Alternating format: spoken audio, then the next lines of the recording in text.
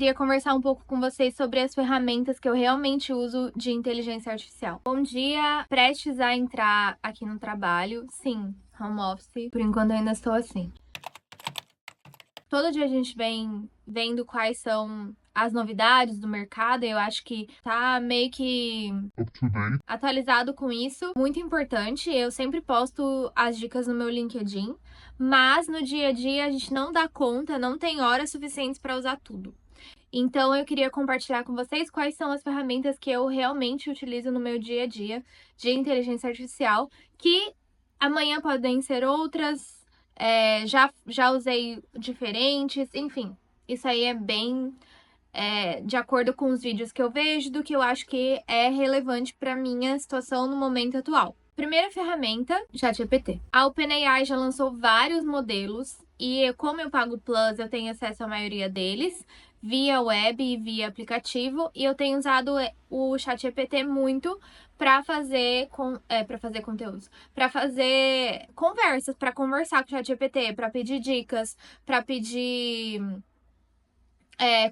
conselhos, não conselhos, mas entendendo que uma inteligência artificial tem uma visão mais racional e menos emocional das situações e mais imparcial. Então, às vezes, acontece uma situação, eu vou lá e peço uma dica. Eu sei que isso não é o correto, não é terapia e nada, mas, por exemplo, me ajuda a trocar um exercício por outro, me ajuda a responder essa pergunta, dúvidas gerais do dia a dia, assim. Eu uso muito ChatGPT. E também uso ele para fazer código com, acho que era o O1 Mini High ou O3. Eu uso também esses modelos para código, mas agora eu troquei bastante pro Claude, que é a segunda inteligência artificial que eu tenho utilizado muito. Como eu sou cientista de dados e eu trabalho muito com código e eu gosto de fazer códigos também como hobby, vamos dizer assim, o Claude tem sido uma ferramenta muito importante para o meu dia a dia. Hoje em dia, o modelo mais importante da Anthropic, né, o Claude, a versão do Claude mais relevante para quem faz código é o Sonnet 3.7, e é esse que a gente tem utilizado. E ele é muito bom para código.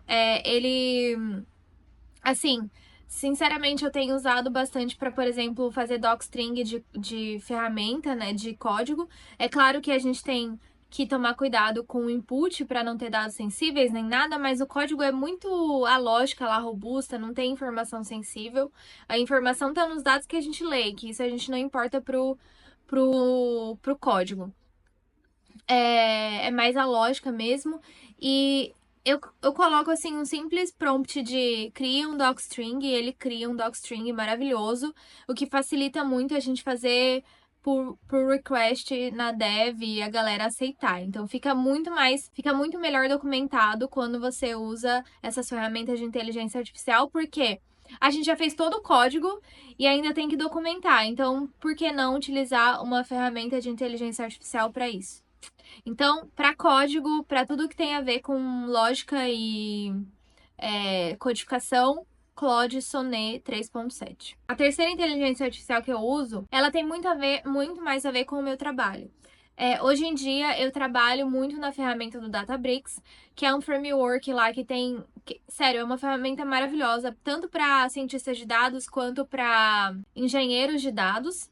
E lá dentro mesmo eles têm uma inteligência artificial. O Databricks é um framework muito bom. Inclusive, esse começo de ano eu tirei uma certificação nele, que a gente usa em larga escala, assim, nos projetos.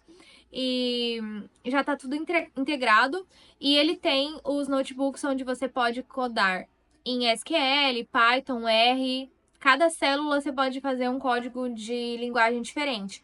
Então, tem hora que eu quero testar uma base de dados, eu uso SQL. Tem hora que eu quero testar um código, eu uso o Python. E assim vai.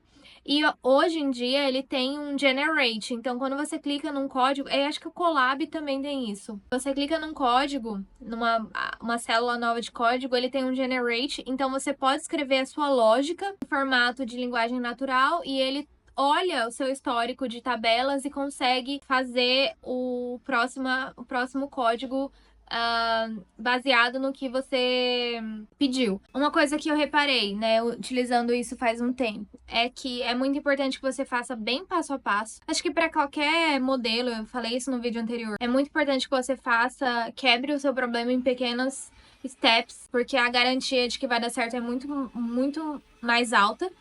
Então, tenho usado bastante essa ferramenta aí do Databricks para ajudar no código, ainda mais porque eu sei que muita gente usa pandas para aprender a programar, aprender data science, etc, para manipular data frames. Dentro do Databricks, a gente não usa pandas, a gente usa Spark. E aí as sintaxe das funções, elas são muito parecidas.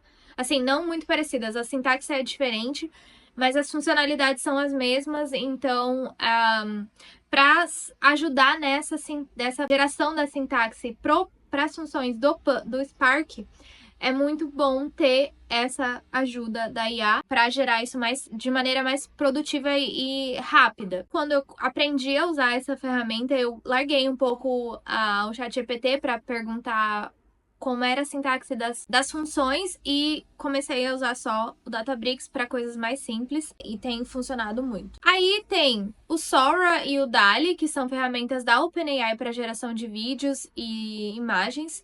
Sinceramente, eu ainda não sei muito fazer prompt de geração de imagem. Acho que sempre fica uma coisa que toda hora eu tenho que refinar e refinar e refinar e refinar. Eu não sei se existe uma ferramenta melhor para imagem. Se vocês souberem, me fala aqui. E que eu não tenho que pagar mais. Então, eu acabo usando muitas outros modelos dentro dos modelos que eu já pago. O que eu reparo é que a gente se acostuma com certas ferramentas de AI e acaba não trocando tanto de ferramenta por conta do costume e do trabalho de reaprender algo novo, mas que algumas ferramentas, com o tempo, você vai vendo que vale a pena o esforço de trocar, como foi para mim com o Claude Sonnet 3.7, ao invés da OpenAI, né, para ficar fazendo código. Eu queria saber nos comentários o que vocês usam de ferramentas de inteligência artificial. Deem uma boa justificativa para eu testar. Eu sei que uma galera usa Cursor, eu não acho que para mim ainda tem necessidade. O Claude Code eu já falei que eu acho que não tem necessidade ainda. É muito do que eu senti a necessidade